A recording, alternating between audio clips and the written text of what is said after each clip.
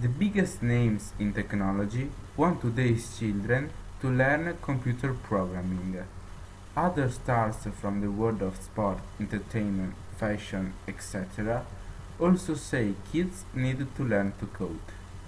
People like Facebook CEO Mark Zuckerberg and Microsoft founder Bill Gates have appeared in a video to tell children coding is fun. Dropbox creator Drew Houston believes coding is like to learning to play a musical instrument or play a sport. It starts out being very scary, but you kind of get the hang of it over time, he said. Black Eyed Peas member will.i.am also appeared in the video.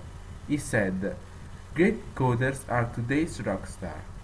Basketball stars and coder Chris Bosh told kids he thought coding was cool.